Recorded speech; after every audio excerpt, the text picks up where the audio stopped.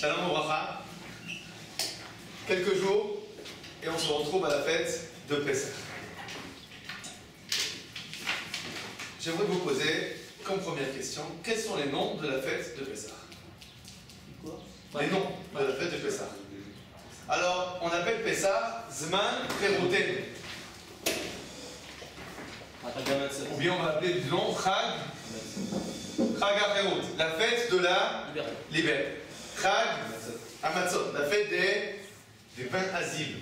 Ensuite, Pessah. Pessah, c'est pourquoi Pessah?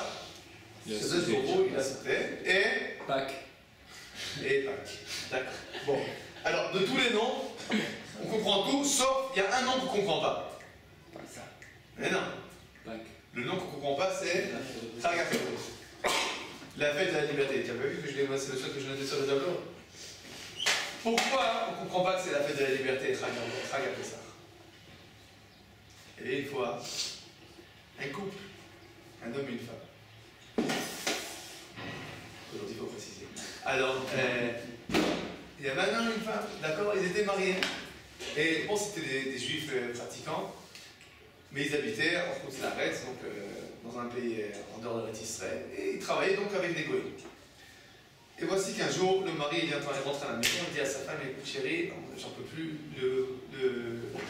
le patron il fait une pression de monstre, il dit que ça ne peut pas continuer comme ça avec mon judaïsme, il y a toujours les fêtes, tout septembre c'est toujours, on travaille que la moitié du temps, et les Shabbatot une fois par semaine, et impossible. Et on ne peut jamais sortir avec les collègues manger à midi. Et il n'est plus d'accord, il a dit que je suis obligé d'arrêter avec le judaïsme. La femme lui dit, mais t'es pas fou, dis-moi, on est des juifs. Bon. Encore un jour comme ça, le lendemain il revient. Le patron il a dit, il va me mettre à la porte, il va me virer, etc. Un jour il craque. Il rentre et dit à sa femme, écoute chérie, c'est terminé, je suis devenu chrétien. Bon, la femme elle dit, bon, Shalom Baït, c'est la paix dans le foyer, etc. Bon, elle aussi, elle dit. Bon, passe quelques jours, comment sa femme maintenant commence à avoir des remords.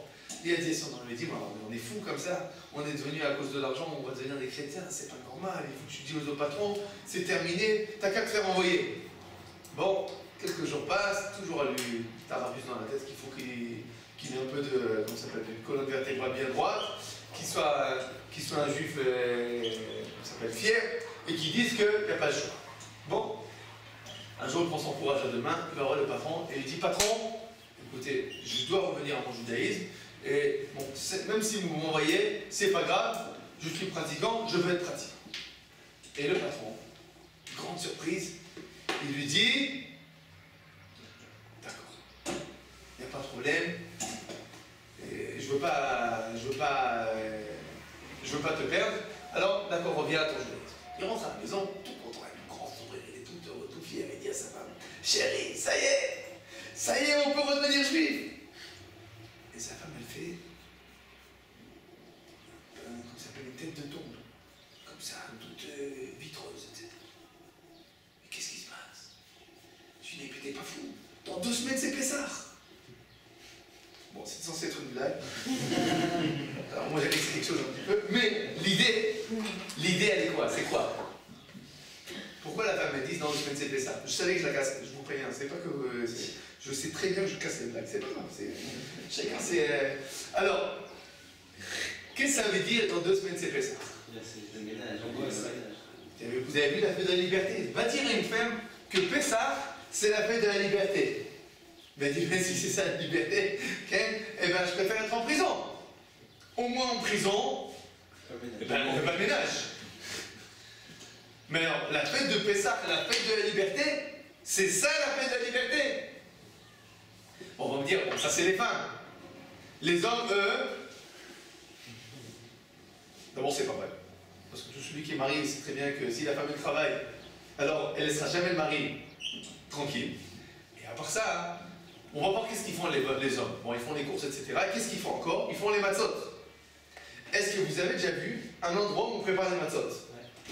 Ça crie dans tous les sens. Tu as l'impression que c'est la guerre en direct.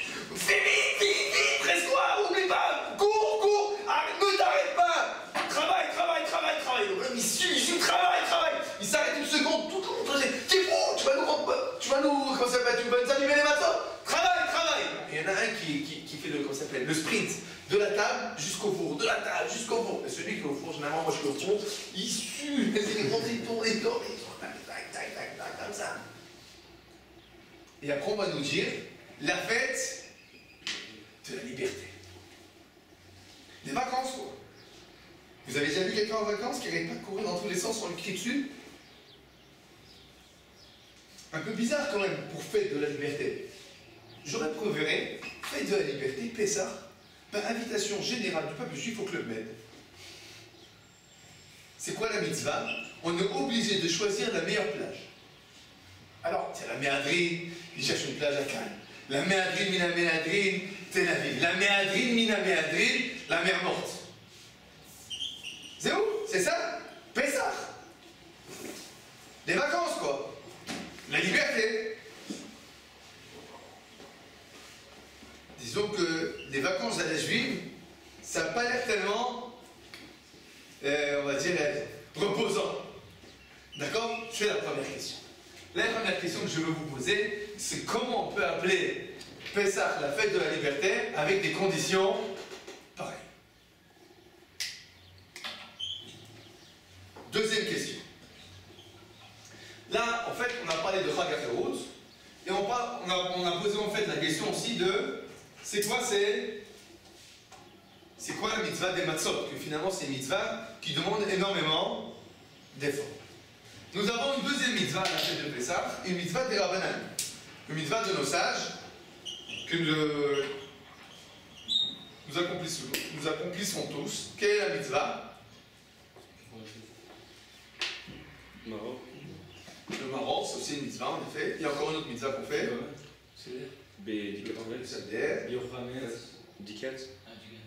Bidika, lié au Seder, lié à Pessah, la fête de Pessah. Les 4 vers. Les 4 vers, d'accord? On a les Arba Kosot. D'accord? C'est quoi les 4 vers? On doit boire à la fête de Pessah, le soir de la fête de Pessah, 4 verres de vin. Bon. Et qu'est-ce qui fait celui qui n'a pas d'argent pour acheter 4 verres de vin? Réponse, vous entendez ce qu'il nous dit? Je dis pour la caméra, il n'y a pas tout le monde pour entendre. Alors, ils disent dans la caméra, on dit donc, on dit sur mon aile gauche, là, il y a 25 000 top. Alors, sur mon aile gauche, on dit, c'est quoi? On doit vendre ses vêtements. C'est-à-dire, vous avez compris, il y a un bonhomme, d'accord, tout ce qu'il a dans sa vie, c'est ses vêtements. Arrive la fête de Pessah, alors il va voir le rabbin, il lui dit, rabbin, qu'est-ce que je dois faire cette fête? Il dit, vends tes vêtements. Pourquoi? Mais pour acheter 4 verres de vin. Et pourquoi 4 verres de vin? C'est la fête de la liberté.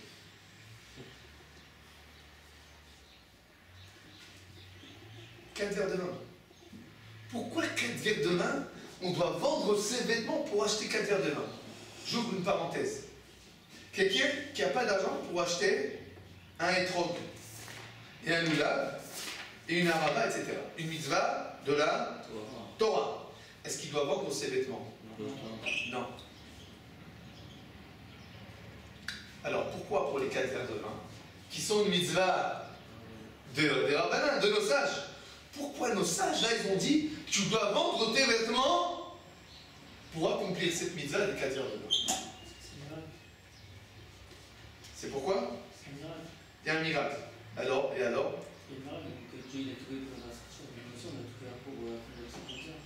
Pour accomplir cette mitzvah. D'accord? Alors, tu peux. On doit donner tous les moyens. Mais ça te paraît logique que pour fêter la liberté du peuple juif, alors il y en a un, lui, qui maintenant il va se retrouver en caleçon, parce qu'il n'y a pas de. C'est tout ce qu'il a à vendre, sa chemise, pour acheter 4 verres de vin? Non, on s'est battu jusqu'à la mort pour en sortir. On s'est pas battu jusqu'à la mort pour sortir. À quel moment vous allez sortir tout seul? Lui, il va se battre jusqu'à la mort pour s'en sortir de cette histoire.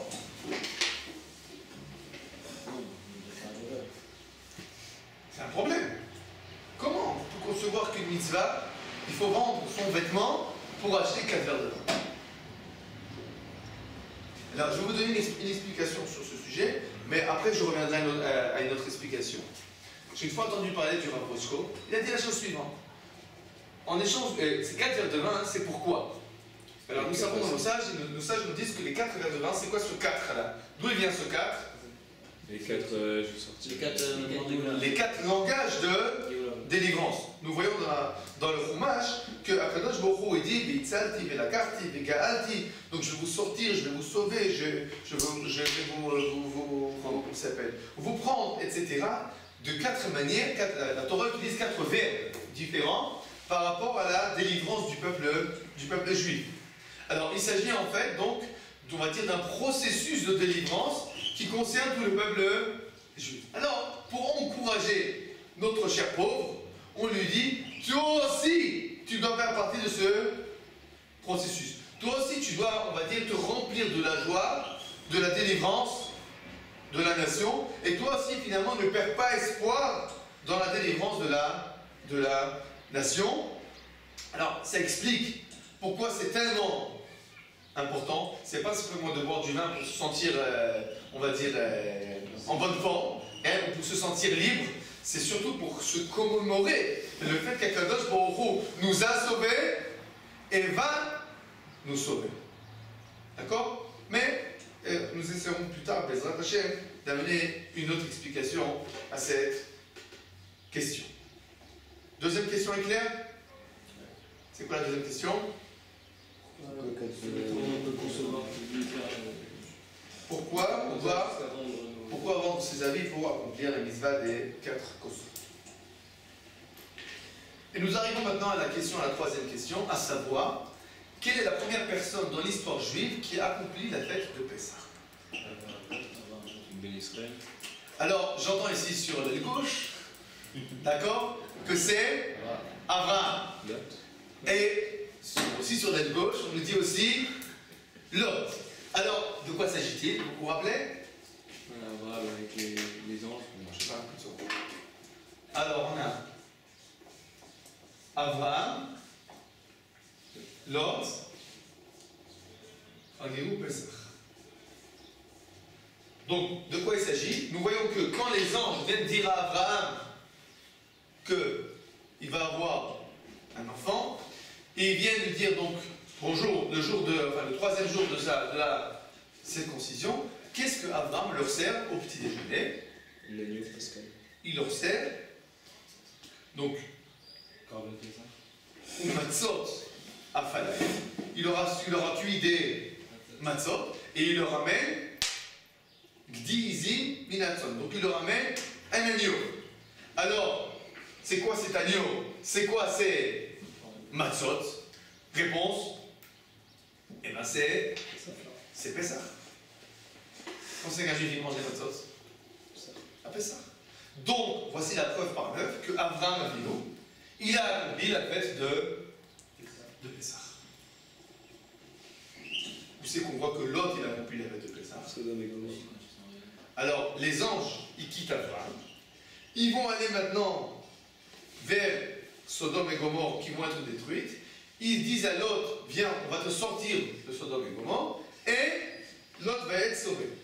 Qu'est-ce que Lot leur sert au repas du soir? Il leur sert des matzot. Quelle coïncidence? Ben, c'est pas de coïncidence, c'est normal, puisque tout le monde à cette époque fait ça. Et Abraham et Lot. Donc Abraham et Lot, ils font Pessah. Et pourquoi?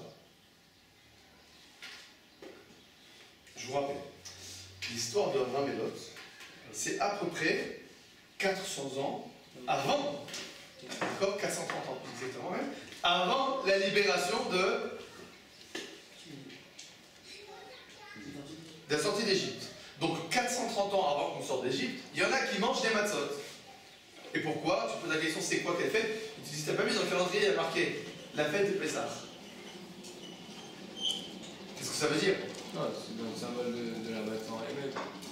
La matzah en elle-même, elle veut dire quelque chose. Ouais. Et qu'est-ce que ça veut dire? Quelqu'un qui n'est pas sorti d'Égypte qui mange des matzot. C'est que tu te balades dans l'Inde, tu vois quelqu'un qui mange des matzot aujourd'hui, tu dis celui-là, c'est quoi? C'est un juif, il y a quelque chose, c'est pas, pourquoi il mange des matzot? D'accord? Mais quand tu te balades 400 ans avant la sortie d'Égypte, tu vois quelqu'un qui mange des matzot, Pourquoi il mange des matzot? Il va te dire, c'est Pessah. Pas Pâques. Quel rapport? Alors évidemment, on peut répondre que c'est, ils étaient prophètes et qu'ils ont déjà vu avant l'heure qu'il y aura un jour, ça sera la fête de Pessah. Bon, d'accord. Et à Tisha B'Av, ils faisaient les keynotes? On n'a pas vu dans la Torah qu'à Tisha B'Av, ils faisaient les keynotes. Alors pourquoi ils mangent la matzot à Pessah si à Tisha B'Av, ils ne font pas les keynotes? C'est pas juste. À cette période-là, ils avaient donc en eux que c'était la période de délivrance. D'accord. Je te dis, et Tisha B'Av? Non, parce que même avant l'Égypte, c'est pas l'Égypte qui a fait qu'on fait ça. Tisha B'Av, c'est Chet HaEgel. C'est la destruction du premier temple, du deuxième temple. Sarafa Postem Moset Torah. Bon, apparemment, c'est pas une date très agréable non plus. Alors, si on joue date, tu comprends? Si tu joues au niveau les dates, alors, qu'est-ce qui se passe? Pourquoi Pessah et pourquoi pas Tisha B'Av? Et pourquoi pas Purim? Voilà, c'était. Michel Adam, Marvin Bessimra. On n'a pas vu qu'Abraham s'était déguisé. Ah, t'as arrêté, tu sais quoi? Si. Il s'est déguisé quand il est parti en Égypte, il a mis sa femme dans la. Mais nos sages, ils n'ont pas dit là-bas, voilà la preuve qu'Abraham il a fait pour eux. D'accord? Il y a un problème. Qu'est-ce que ça veut dire qu'il a fait ça? Bon, les questions sont claires? 3 questions. Quelqu'un veut nous rappeler les questions? La liberté. C'est quoi cette liberté? Très bien. Et on parle avec on accentue la question des matzot. Pour les coupes de vin. Les 4 coupes de vin, qu'est-ce que ça veut dire qu'on doit vendre son vêtement? Qu'est-ce que ça veut dire qu'Abraham maintenant ils font Pessah. Bon. Une fois qu'on a vu ça, maintenant on va essayer de comprendre, de mieux comprendre c'est quoi le sens de la fête de Pessah. Et pour ça, je vais vous raconter une petite anecdote. Ça s'est passé à peu près il y a 40 ans. D'accord? Au début, plus ou moins au début de la création de l'État d'Israël. Un homme qui s'appelait Moshe, en tant que. Il habitait, je crois, à Ashdod, et il entend que son ami, Yehuda, il vient à Ashdod. Son ami Yehuda, c'est pas n'importe qui. Son ami Yehuda, il est tout simplement propriétaire d'un énorme cirque international, et il se balade de ville en ville avec son cirque. Alors, notre cher ami, il se dit, je vais aller visiter mon ami Yehuda, et je vais voir le cirque. Après il s'est dit, bon écoute, c'est dommage d'y aller quand il y a du monde, on ne peut pas vraiment faire une vraie visite. Je vais aller avant tout le monde, on va rentrer dans les coulisses, et on va voir là-bas ce qui se passe. Il prend avec lui ses enfants, et ils font le tour des coulisses. Alors, il voit le clown, le gros nez et les grosses patates, les grosses savates, les grosses chaussures, d'accord? Il voit le bonhomme qui s'entraîne à rentrer la tête dans le lion empaillé, comme ça, et tout. Et il voit le bonhomme qui fait qui s'amuse avec. Il marche dans l'air, en fait, sur des filambules. Et il arrive devant le lion. Pas le lion, l'éléphant. Un énorme éléphant d'Afrique, 5 tonnes. Énorme! Un éléphant! Et l'éléphant lui dit, oh, extraordinaire, j'ai jamais vu un éléphant de ma vie. C'est gros, ça, c'est énorme. Et quand l'éléphant avec sa trompe, il monte des troncs énormes. Il dit, c'est extraordinaire, ça. Il y a son fils à côté de lui, il dit, papa, regarde, c'est bizarre ce qui se passe ici. Il dit, qu'est-ce qu'il y a? Il dit, mais papa, regarde, comment il a attaché l'éléphant? C'est vrai, c'est bizarre. Une petite corde. Une corde. Corde. Même pas une chaîne en fer. Une corde. Et elle est attachée à quoi? À un pieu. Un pieu fiché en terre, avec une corde attachée sur le cou de l'éléphant. Et tu vois que l'éléphant, il ne bouge pas. Et le fils, il dit, mais papa, j'ai l'impression que cet éléphant-là, mais avec le petit doigt, il enlève la corde et le pieu là. Pourquoi il reste attaché? Un éléphant comme ça, il peut faire tomber tout le chapiteau. Comment il est attaché avec le pieu et la corde? Le père, la première fois de sa vie, il a vu un éléphant, il a vraiment pas de cœur. C'est vraiment bizarre, c'est vrai. Je vais poser la question à mon copain. Il va voir le copain et il lui pose la question. Dis-moi, on a vu l'éléphant, c'est extraordinaire. Mais dis-moi, mais pourquoi il est attaché avec le... Comment il va s'attacher avec la corde? Il dit, ah, ça c'est un grand secret. C'est quoi? Explique-moi. Et c'est tout ça. Si aujourd'hui j'attachais l'éléphant avec des chaînes énormes, il n'y a aucune chaîne qui peut résister à un éléphant. Aucune chaîne au monde ne peut résister à un éléphant. Ça, si aujourd'hui je lui amène des chaînes, mais quand je lui montre ces chaînes-là, il s'arrête tout de suite. Et pourquoi? Il dit, c'est tout ça. Celui-là, cet éléphant, je l'ai reçu quand il était comme ça, haut comme trois pommes. Quand il était haut comme trois pommes, je l'ai attaché avec cette chaîne-là. Et il a essayé de se débattre, mais quand il était haut comme trois pommes, qu'est-ce qui s'est passé? Il n'arrivait pas. Parce que la chaîne était suffisamment forte pour un petit éléphanto de l'attraper. Il a essayé une fois, il a essayé deux fois, il a essayé trois fois. Après, il a arrêté d'essayer. Après, il s'est dit, je peux rien contre cette chaîne. Cette chaîne-là, elle l'accompagne depuis qu'il est tout petit. N'importe quelle chaîne au monde, il la casse. Mais cette chaîne-là, il ne bouge pas. Bon, je ne sais pas si c'est une histoire vraie ou pas. Mais l'idée est extraordinaire. Cette histoire de l'éléphant, c'est quoi en fait? C'est l'histoire de chacun d'entre nous. Chacun d'entre nous, depuis qu'on est petit, nous avons des idées figées en tête, qui, on va dire, qui nous contrôlent et qui nous empêchent de bouger à droite ou à gauche. Nous sommes habitués à une certaine manière de réfléchir. Et cette manière de réfléchir nous donne, on va dire, nous contraint à quel point que ça nous paraît impossible de réfléchir autrement. Par exemple, qu'est-ce qu'un homme normal doit faire à l'âge de 18 ans? Étudier. Des études. Évidemment. Non? Bon, ça dépend dans quel pays tu habites. Si tu habites en France, tu vois quelqu'un de 19 ans qui n'a pas commencé ses études, tu dis celui-là c'est un attardé. Un raté. C'est un raté. Pas possible. D'accord? En Israël, tu vois quelqu'un qui a 19 ans, mais qui n'a pas commencé les études. Qu'est-ce que tu dis? Ouais. Normal. Pourquoi c'est normal? Parce que tout le monde a l'armée à 18 ans. Ou bien à Yeshiva. D'accord? Qu'est-ce qui se passe de différent? Maintenant, tu prends un Israélien qui voit le français pour la première fois de sa vie, il le voit à 21 ans, il a terminé les écoles, il a terminé les études, et lui, il vient sortir de l'année. Comment il regarde? Qu'est-ce qu'il fait? Il n'y a rien à faire dans la vie, il court comme ça toutes les études. Et le français qui voit l'Israélien, il se dit, c'est pas possible, quand c'est qu'il va jamais se nourrir, celui-là? Qu'est-ce qui se passe en fait? Nous avons dans la tête un automatisme. D'accord? À tel point que celui qui habite en France et qui vraiment à 19 ans, il n'a pas commencé les études, vraiment, il se regarde dans le miroir et il se dit, un jour, tu vas rien faire de toi, tu vas toujours rester un nul.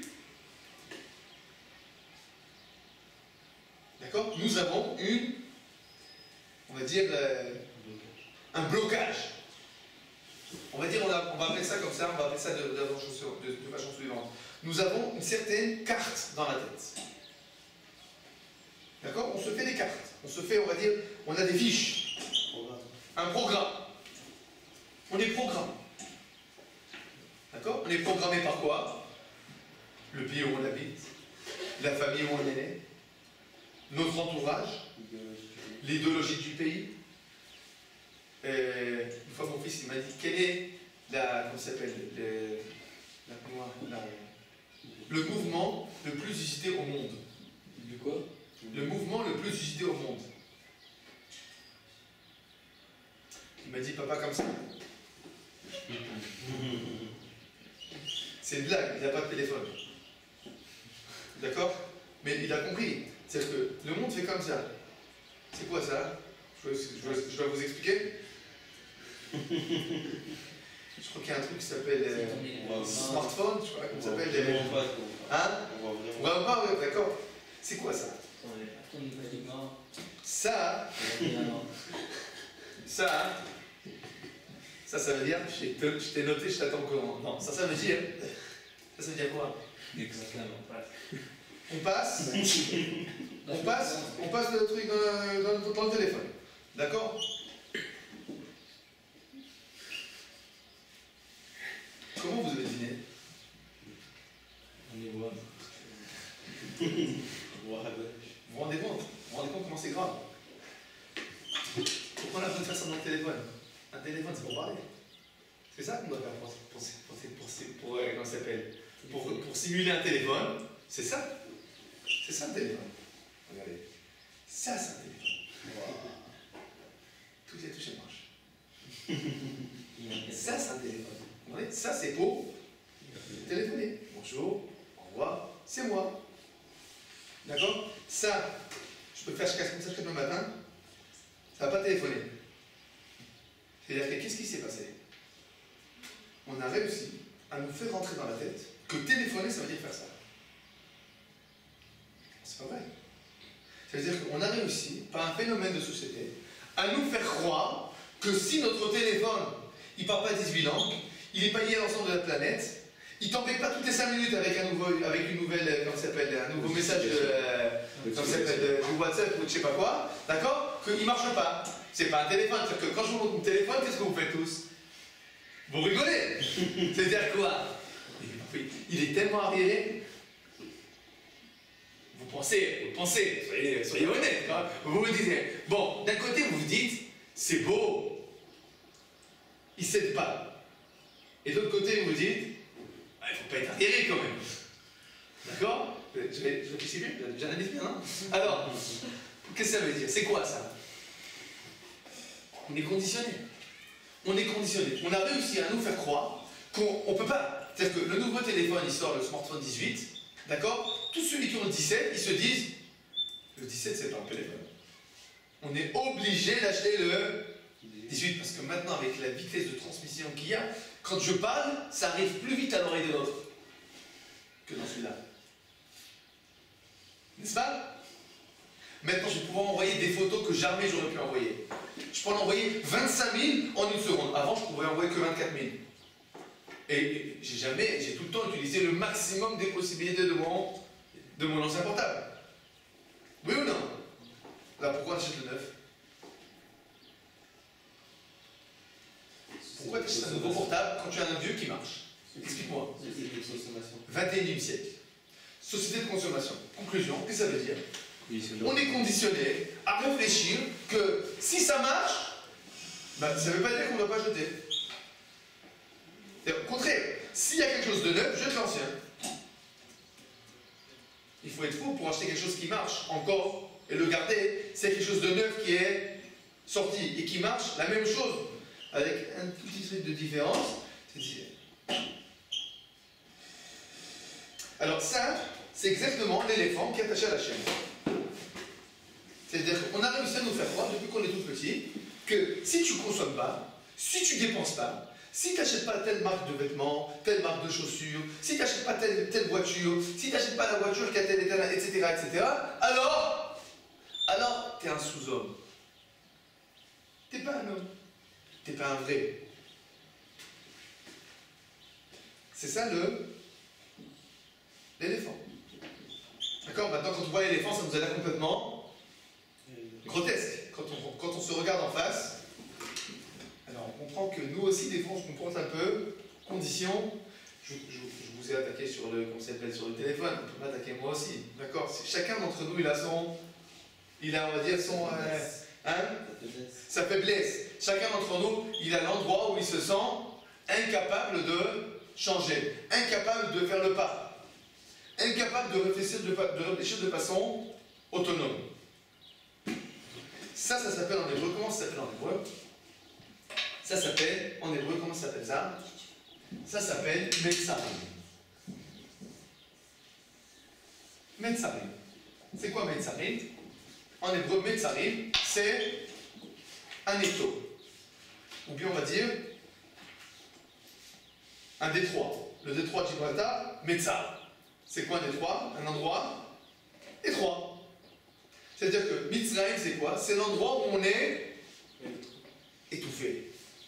L'endroit en fait qui nous rend petits. Qu'est-ce qu'on fait d'un esclave? C'est quoi le propre d'un esclave? Il va avoir mieux. Il n'a plus de. Il n'a pas de réflexion. Il n'a pas de réflexion autonome. Il pense ce qu'on lui dit de penser. C'est ça l'esclave. Un esclave, c'est quelqu'un qui n'est pas libre d'une réflexion autonome et de décider par lui-même de sa vie. On a décidé pour lui depuis qu'il est tout petit, et ben il sait il doit monter des pierres, les descendre, monter la pyramide, la descendre. C'est ça un esclave. Et c'est quoi la sortie d'Égypte en fait? La sortie d'Égypte, c'est d'arriver à comprendre que nous sommes véritablement responsables de nos actions. Que c'est véritablement nous qui décidons à 18 ans, est-ce que je vais aux études, je fais ma alia, je vais à la yeshiva, etc. C'est moi qui décide. Quand je décide d'aller faire mes études, c'est mon choix. Je dois accuser personne. Quand je décide d'aller à la yeshiva, c'est mon choix. Je dois accuser personne. Je décide de faire ma alia, c'est mon choix. Je dois accuser personne. C'est mon choix. C'est pas que c'est mon choix, je suis libre de choisir.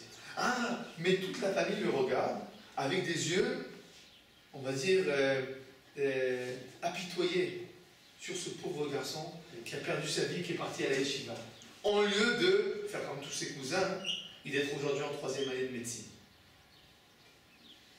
Et on le regarde comme ça piteusement, d'accord, en train d'être assis, recroquevillé sur sa vieille page de marbre. Et alors nous, comment on se regarde? Bon, écoutez, c'est important aussi. Ah, il faut un peu de tout dans la vie, un petit peu de judaïsme, etc. Non, mais vous avez rigolé ou pas? Mais on est libre. On est libre. Je suis responsable de ma vie. C'est-à-dire que qu'est-ce qui se passe? Ils sont tellement habitués à voir des choses comme ça que quand ils me regardent, comment ils me regardent? Le raté. Mais pas du tout. Toi, sois libre. Et tu te dis, c'est mon choix, c'est ma décision, c'est mon choix de vie, il n'y a aucun problème. C'est tout à fait légitime. À la limite, il faut regarder celui qui va à 18 ans, qui court faire les essais, et se dit, mais oui, pour celui-là. Pourquoi il est obligé d'être comme un mouton de panurge? Il ne peut pas être un peu autonome et réfléchir à sa vie? D'accord? Donc, c'est quoi Metzarim et c'est quoi la Tzet mi Metzarim? C'est quoi Mitzraïm? C'est l'étau. La Tzet mi Mitzraïm, sortir de l'étau. C'est-à-dire que véritablement, la sortie d'Égypte, c'est quoi? C'est le fait qu'on nous a coupé les chaînes? Ça, on va dire, c'est que le côté physique de la chose. Mais qu'est-ce qu'on attend véritablement de nous?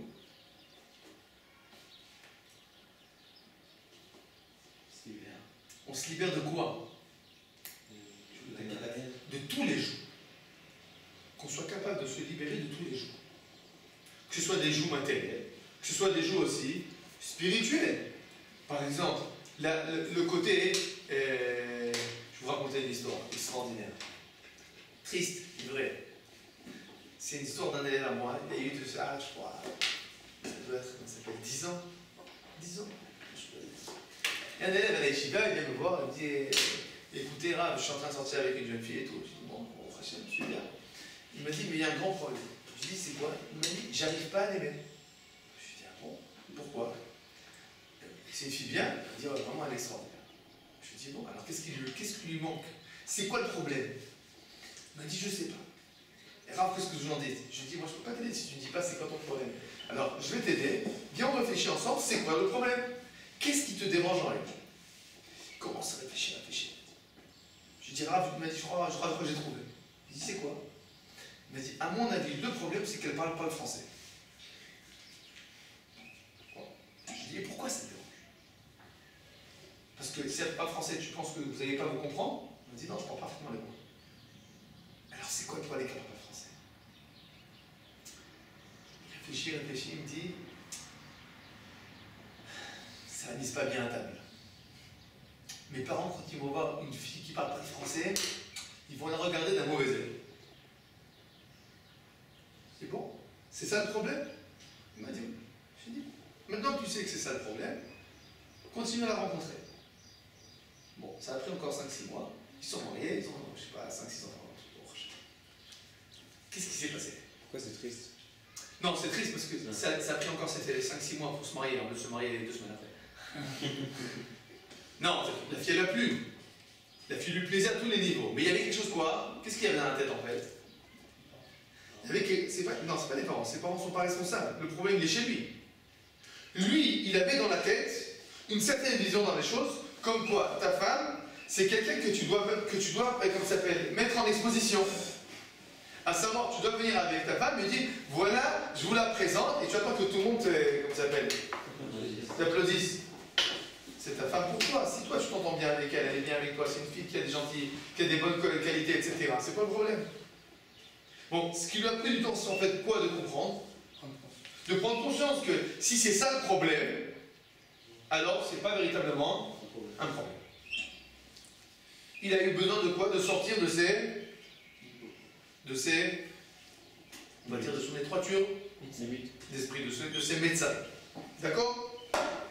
Alors, c'est ça la fête de Pessah. Sortir de l'étroiture d'esprit. Maintenant que nous avons vu ça, nous allons pouvoir répondre à toutes nos questions. Alors, nous allons commencer par la troisième question. Qu'est-ce qui se passe avec Abraham et Lot que nos sages nous disent, voilà, là, il a fêté la sortie d'Égypte. Nous t'écoutons. Abraham, il a compris que la véritable liberté, c'est le chesed. C'est le chesed. Tu peux dire ça, mais on va dire de façon plus générale. Qu'est-ce qui se passe au moment où les anges viennent le voir et qui fêtent la sortie d'Égypte? Qu'est-ce qu'ils viennent faire là? Ah, peut-être. Il pensait que c'était. Il n'y a personne qui a accueilli. Par l'avant. Il y en a aussi, c'est vrai, mais c'est avant autre chose. Qu'est-ce que lui, il vient de faire? Il vient de faire la Brit Mila. C'est quoi la Brit Mila? Akadosh Baruch Hu, il fait avec lui une alliance. Une alliance pourquoi? Pourquoi il fait une alliance? Parce que, pourquoi on fait une alliance maintenant? Ça veut dire que qu'est-ce qui vient de se terminer maintenant? Un certain processus, d'accord? Il y a un processus qui vient de se terminer, on arrive finalement à terminer le processus, alors on fait dessus un pacte. Quel processus qui vient de se terminer? Que tout le monde pensait qu'il y avait un Dieu. Avraham Avinu, exactement. Le monde entier est un monde idolâtre, et il y a un homme qui se démarque. Il sort de quoi? Il sort de l'esclavage, on va dire, moral, pas moral forcément, spirituel, qui est dans son monde, qui voit dans le monde un monde polythéiste, et voici qu'il y a un homme qui se démarque. Je ne sais pas si on peut s'imaginer la puissance d'Abraham Avinu. Vous vous rendez compte? C'est le bonhomme, d'accord? C'est pas qu'en Israël, les gens ils font les études à 22 ans. Le monde entier fait les études à 18 ans. Et il y en a un à 18 ans, il va à la yeshiva pour 10 ans. C'est pas qu'il y a un rab à la yeshiva qui va le pousser, qui va l'encourager. C'est pas qu'il a le tonton qui va le dire c'est pas grave, c'est bon. Non, il est tout seul. Tout seul. Tout le monde le montre de toi. Comment on l'appelle Abraham? Abraham à Ivry. C'est quoi Ivry? Abraham l'hébreu. Mais en hébreu, ça veut dire quoi? Ivry. Donc ça, je me dis, le monde entier est d'un côté de la mer et lui il est de l'autre côté. Alors, Ivry en hébreu, ça veut dire Ayvel. C'est-à-dire que les deux côtés. Alors, tout le monde l'appelle comment? Abraham, l'autre. Qu'est-ce que ça veut dire Abraham, l'autre? Il est différent, et lui, il est spécial. Vous comprenez, quand il marche dans la rue, on l'appelle le spécial. Hein? Le spécial. Hein? Le foufou. Le spécial. D'accord? Cet homme-là, le spécial, Akadosh Baruch Hu, qu'est-ce qu'il fait avec lui? Un pacte. Il fait le pacte, nos sages nous disent, à ce moment-là, Abraham Avinu, qu'est-ce qu'il fête? Il fête la fête de Pessah. À ce moment-là, Abraham Avinu, d'accord, il est sorti de l'étroit, qu'on s'appelle de l'étau spirituel de sa génération. Passons quelques marches et nous arrivons à Lot. Qu'est-ce qui se passe avec Lot? Lot, jusqu'à présent, qu'est-ce qu'il pensait? Où c'est qu'on trouve Lot? On trouve à Sodome. Pourquoi il s'est retrouvé à Sodome? Il a quitté Abraham. Parce qu'il a vu qu'il a voulu quitter Abraham. Pourquoi il a voulu quitter Abraham? Il en kikinant lui avec son Dieu et toutes ses demandes de droiture, etc. Et il arrive à un endroit où le Far West. Il pense que c'est le Far West. C'est où? Sodome et Gomorrhe. D'accord? Donc il se dit là-bas, comme ça s'appelle les cacaotiers. Pas les cacaotiers, comme ça s'appelle les. Palmier. Ouais, les palmiers, comment ça s'appelle les. Noix de coco, voilà. Cocotier. Les cocotiers, voilà. Il y a les cocotiers, d'accord? La plage. Et il se dit, là-bas, on va faire la fête, on va faire les vacances. C'est ce que nous dit la Torah. La Torah nous dit, l'autre il a regardé et il a vu l'endroit de Sodome et Gomorrhe, c'est quoi? C'est le Gan et c'est Haïti. Vous voyez les photos avec la mer bleue comme ça, avec les cocotiers sur les côtés, c'est ça? Sodome et Gomorrhe de l'époque. Donc qu'est-ce qu'il se dit l'autre? On va aller kiffer. Et il arrive, et qu'est-ce qui se passe? C'est un monde, on va dire, où chacun pour soi. Et il n'y a pas Dieu pour tous. Chacun pour soi, il n'y a pas de... C'est l'égoïsme à outrance. Et tout le monde vit comme ça. Tout le monde, sauf un petit juif irréductible qui s'appelle Lot. Lot arrive des étrangers. Tout le monde se dit, par la porte. Pas Lot, pas chez nous. Pas Sodome et Gomorrhe. Non, on va pas la faire ici. Et il y en a un qui ouvre sa porte. Nos sages nous disent, qu'est-ce qu'il mange ce bonhomme-là? Il mange des matzahs. C'est un homme qui est capable de sortir de l'étau intellectuel où il se trouvait, à savoir, lui, il ne s'agissait pas d'un étau intellectuel, il s'agit d'un étau de midot, des vertus. D'accord? Ces deux points-là sur Abraham et Lot, je les ai entendus il y a quelques années du Rav Barjou. D'accord? Maintenant, on va continuer. Nous avons répondu à la question? Nous arrivons maintenant aux 4 Tosot. Nous avons posé comme question, quelle était la question que nous avons posée? Pourquoi on doit vendre ses habits? Alors on a dit, au nom du Rav Barjou, peut-être parce que c'est tellement important la délivrance du peuple juif, etc. Avec votre permission, je vais vous donner une autre explication, qui va dans la ligne directe de ce qu'on a expliqué jusqu'à présent. À savoir, un des étaux les plus profondément enracinés dans la nature humaine, c'est la croyance que être pauvre, c'est être miskin. Comment on dit miskin? Pauvre. Malheureux. Raté. À savoir, nous avons dans la tête une corrélation, on va dire, quasiment automatique entre richesse et bonheur. Entre pauvreté et miskénout. Et le pauvre. Pitié. Le pauvre. Vous vous rendez compte comment c'est grave? En français, pour dire quelqu'un de malheureux, comment on l'appelle? Le pauvre. Vous vous rendez compte comment c'est profondément ancré dans notre manière de voir les choses? Il est pauvre, le pauvre. D'accord? Qu'est-ce qu'on vient dire à ce pauvre?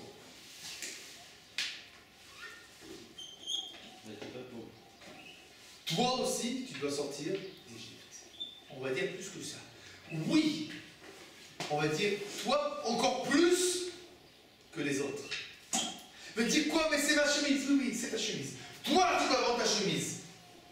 Arrête de croire que tu es pauvre parce que tu es pauvre.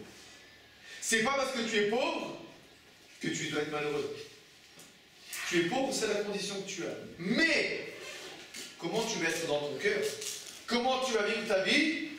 Est-ce que tu vas être un homme libre ou un homme enchaîné dans une conception matérialiste? Ça, c'est ton choix. Et on va lui dire, bon, oui, ça vaut le coup de vendre sa chemise pour être un homme libre.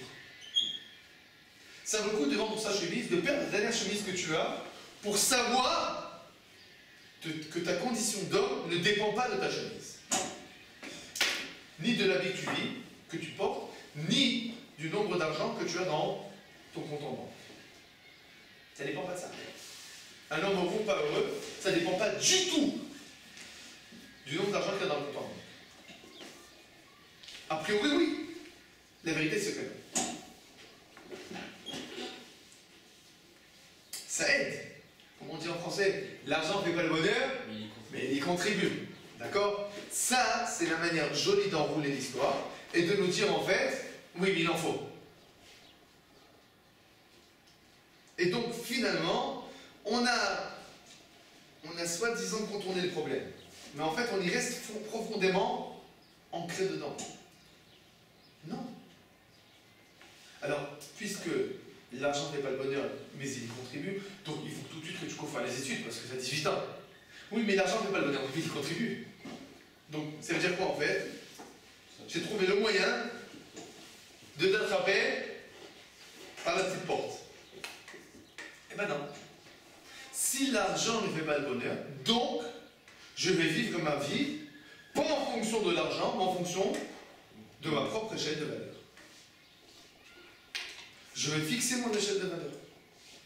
Si l'argent ne fait pas le bonheur, mais qu'il y contribue, mais que vraiment il ne fait pas le bonheur, alors si j'ai un problème professionnel ou un problème de famille, qui c'est que je vais passer devant? La famille, par exemple.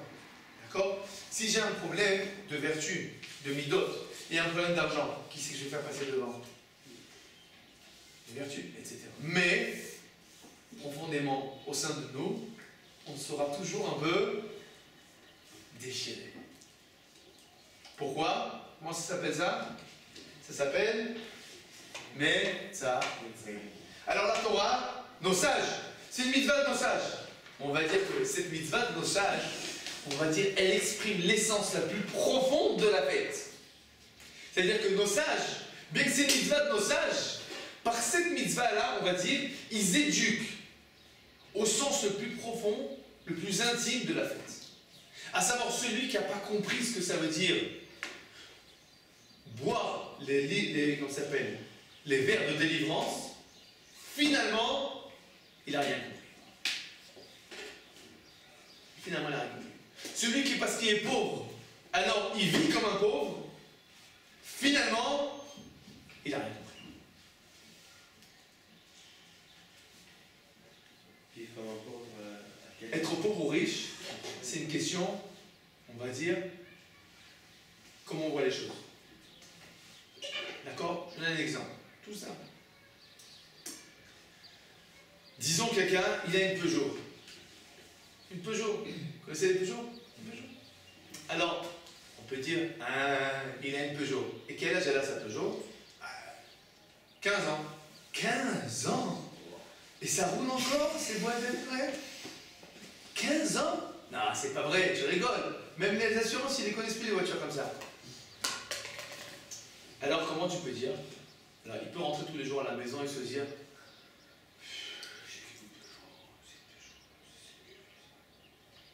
d'accord? Donc, il est quoi? Il est pauvre? Parce qu'il a une Peugeot. Et un autre, lui, il a une on va dire quoi? Une Jaguar de l'année dernière. Et il voit son voisin d'en face qui achète la Jaguar de cette année. Et il rentre à la maison et dit à sa femme, pauvre nous, c'est quelle honte vraiment, on est des arriérés. D'accord? Donc, qui c'est qui est le plus malheureux? Autant les deux, autant rien. Hein? Les deux sont malheureux. Ça dépend de quoi? De vision. C'est la vision de votre vision. Maintenant, tu peux avoir ce qu'il a la Peugeot. Je me rappelle mon grand-père, ils avaient à l'époque, je lui donne longue vie. Lui, il avait une voiture, une Citroën. Je ne me rappelle plus de quel numéro. Enfin, une Citroën, je peux vous dire, même à son époque, c'était déjà une.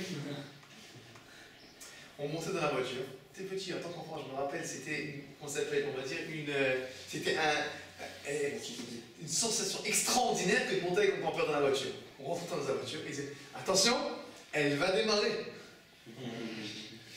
Il appuie comment ça s'appelle, le truc. Vous avez entendu?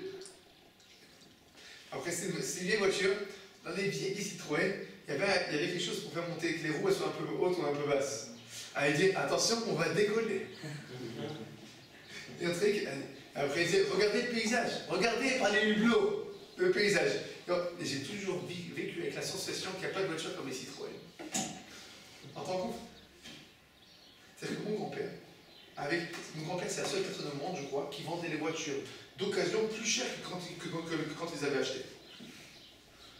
Pourquoi? Sa voiture, il la rangeait bien comme il faut. Ok, j'ai dit, tu veux vendre ta voiture? Bien sûr. Tu veux la vendre? Non. Une voiture comme ça, on ne la vend pas. Non, si. Il commençait le marchandage. Ça veut dire quoi? Mon grand-père, Isaac Khaleto, c'est exactement pour moi l'exemple de quoi? Ezeu Achir à Samar Bechero. C'est quoi le riche? Celui qui est heureux de quoi? De ce qu'il a. C'est quoi ça, être heureux de ce qu'on a? C'est où que ça se travaille? Dans la poche ou dans la tête? Ça, c'est pas être dans les médecins. Pas être dans les étaux. J'ai ce qui me suffit, mais je suis riche. Pauvre ou riche, ça dépend ce que tu as besoin. J'avais une fois un copain il y a des années, il m'a dit je quitte Israël. Je dis pourquoi tu quittes Israël? Il m'a dit je ne peux pas me débrouiller dans ce pays. Je dis pourquoi tu peux pas te débrouiller? Il me dit écoute, j'habite à Mekhabia. Et avec la voiture et le loyer, je m'en sors plus. Je lui dis bon, moi j'habite à Kohamako. Je n'ai pas de voiture. J'habite dans une caravane et je mets de l'argent de côté.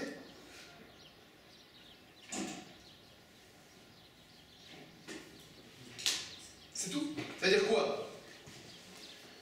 Tu décides de quelle vie tu veux vivre. Tu décides que si tu habites par Rechavi et que tu n'as pas une voiture, tu es un pauvre type. Et donc, conclusion, quelle est la conclusion? Ben, il faut aller dans un endroit où je vais pouvoir être vraiment, vraiment riche. À savoir, on espère qu'en France, j'aurai et la voiture et la villa, et donc, je serai vraiment riche. D'accord? Tout dépend de qu'est-ce qu'on a décidé. C'est ça les médecins. Est-ce qu'on peut se marier à l'âge de 22 ans? Pourquoi pas? Pourquoi pas? Ça dépend qui tu poses la question.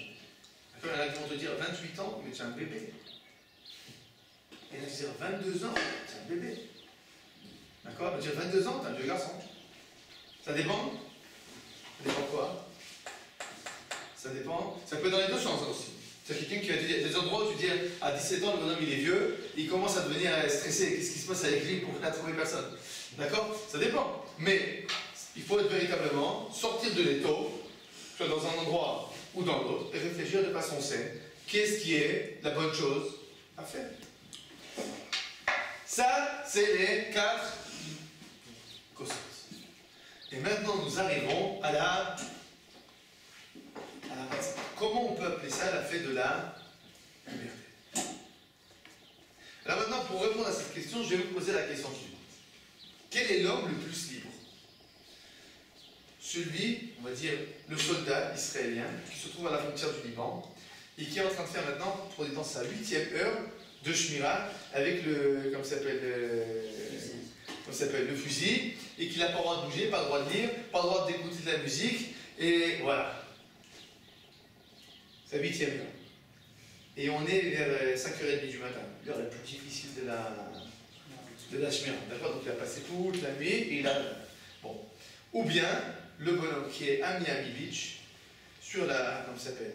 La chaise longue, d'accord? Comme ça, en train de bronzer. Quel est l'homme le plus libre? Ça vous paraît évident? D'accord. Moi, ça me paraît évident que c'est le soldat. Pour moi, c'est évident que c'est le soldat. Pourquoi? Vous n'êtes pas obligé d'accepter. Je vais essayer de vous convaincre. Le soldat, c'est lui qui a choisi lui-même de... Le soldat a choisi sa liberté. En effet. Ça veut dire quoi? Ça veut dire que celui qui est allé à Miami Beach, c'est parce que... Il était comme le non, non, il n'a pas été. Non, c'est parce que comme le bonheur c'est d'être à Miami Beach, selon la norme, alors on va à Miami Beach. Donc on va à Miami Beach parce qu'on considère que être heureux, c'est être allongé sur la plage. Et notre soldat, qu'est-ce qu'il fait? Pourquoi il est en train de comme ça s'appelle? Parce que sa conviction, c'est que... C'est parce qu'il vit sa conviction. Il vit sa conviction. D'accord? Oublie qu'il est obligé ou pas obligé. D'accord? Partons du principe que tu peux le faire de façon volontaire. D'accord? Toi, tu vas aller à l'armée. D'accord? Évidemment. Alors, tu vas aller à l'armée par conviction. Tu ne vas pas aller à l'armée parce que tu es obligé. D'accord? Tu vas par conviction. Pourquoi? D'accord? Qu'est-ce que ça veut dire? Pourquoi je vous donne cet exemple? C'est un exemple flagrant à PFP, d'accord? Mais pourquoi je vous donne cet exemple? Tout simplement pour dire que la véritable liberté, c'est de vivre ses convictions. C'est ça la véritable liberté. La liberté, comme on l'a dit, c'est quoi? C'est de ne pas être dans un étau. C'est quoi les étaux? C'est quoi le plus grand étau? C'est le conditionnement extérieur. Alors c'est quoi être libre véritablement? C'est vivre ses propres convictions. Pas vivre les convictions des autres. Vivre ses convictions à soi-même. Alors notre soldat qui est en train de souffrir de martyre, d'accord? Et qui continue. Alors, j'avais un ami, il était dans une unité d'élite à l'armée. Un jour, il revient, il m'a dit j'ai été renvoyé. Je lui ai dit pourquoi? Il m'a dit j'ai les pieds et les mains cassés. Enfin, les pieds cassés. Ça s'appelle chivrer mahamas. Donc des fêlures dans les os qu'on ne peut pas réparer. Je lui ai dit, mais dis-moi, mais tu t'en es pas rendu compte? Il m'a dit, mais tu rigoles, moi je continue à marcher sur les mains si on m'avait laissé.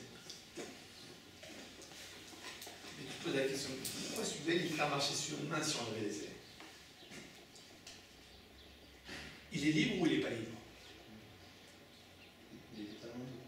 Totalement libre. Seulement, la liberté, ça ne veut pas dire la facilité. Vivre ses convictions, ça a souvent un prix lourd à payer. Vivre ses convictions, souvent ça demande des efforts. Être libre, ça ne veut pas dire être en vacances. Vacances vient du mot vacant.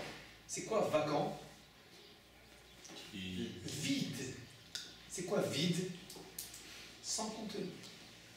Donc les vacances, c'est quoi en fait? Le vide. Et nous savons que le vide, il se remplit de n'importe quoi. Parce que le vide, la nature a horreur du vide. Donc qu'est-ce qui rentre dans les vacances? N'importe quoi.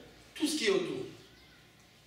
La conviction, elle demande un effort. Être libre, ça demande des efforts. Être libre, c'est pas être en vacances. La Torah, la Gemara nous dit, dans le Masachet Avot, elle nous dit Atikre charut, ela cherut. Enecha ben chorin, ela mishosek bato. Alors, je traduis, ne lis pas gravé, lis libre. Il y a marqué dans la Torah que l'écriture de la Torah était gravée dans les tables de la loi. Donc ça, je dis, je ne dis pas gravé, dis libre. Et je vous pose la question toute bête. Il y a quelque chose de moins libre que quelque chose qui est gravé. Gravé, c'est on ne peut plus figé. C'est figé, gravé. Et donc ça, je dis non, ne dis pas gravé, dis libre. Qu'est-ce qu'il va nous dire? Celui qui rentre dans le gravé, il est libre. En fait, celui qui accomplit ses convictions. Alors, a priori, extérieurement, ça peut avoir l'air très très figé. Mais en fait, c'est lui le véritable homme libre. Parce que finalement, il fait ce que lui, il croit. Alors, comment nous, on fait la fête de la liberté à la juive? On suit. On travaille. On comprend qu'être libre, ça ne veut pas dire être en vacances. Être libre, ça veut dire faire des efforts. Ça veut dire faire les efforts qui sont nécessaires pour arriver à mes buts. Si la fête de Pessah, ça aurait voulu dire aller au Club Med, comme on l'a proposé, alors ça voudrait dire quoi? Ça veut dire quoi être libre? Être dépendant de tous les vents et marées. Et là, non, pas du tout. Au contraire, si tu laisses la matzah une seconde dans le vide, qu'est-ce qui se passe? C'est perdu. Ça devient chametz. C'est quoi le chametz? L'inaction. Si tu agis, c'est matzah. Tu agis pas, c'est chametz. C'est-à-dire que l'inaction, c'est ça le contraire de la liberté. Et la Gemara nous dit, la Torah nous dit, tu veux être un homme libre? Ce que toi tu dois manger, c'est quel pain? La matzah. Le pain du travail. La liberté demande un effort constant de travailler sur soi-même et d'agir dans la vie. C'est ça être un homme libre. C'est un homme finalement qui va exprimer de façon active tous les principes et toutes les convictions qu'il a. Un homme qui se laisse aller, c'est pas un homme libre. C'est une feuille morte. Un homme qui est libre, c'est un homme qui agit. Et c'est finalement pourquoi nous, la fête de la liberté, c'est quoi? C'est, on va dire, le toy-boy. C'est le travail dans tous les sens. C'est ça la fête de la liberté. Il n'y a pas une fête dans toute l'année comme on travaille comme un Pessah. Mais c'est ça la fête de la liberté. Et on va dire qu'en fait, ça vient nous éduquer à savoir que toute l'année, si on veut vraiment être des hommes libres, on ne doit pas être des hommes qui cherchent la facilité et le repos. Agmara nous dit, tu ne pourras pas trouver la Torah dans celui qui étudie la Torah doucement le matin, pas trop vite le soir. Tu trouveras la Torah chez celui qui se tue pour elle. Ça veut dire celui qui fait des efforts. Un juif qui se lève à 10h du matin, il a déjà raté sa journée. On est censé se lever, honnête, à savoir, au jour d'aujourd'hui, 5h30 à peu près. 5h30, t'arrives à la mida.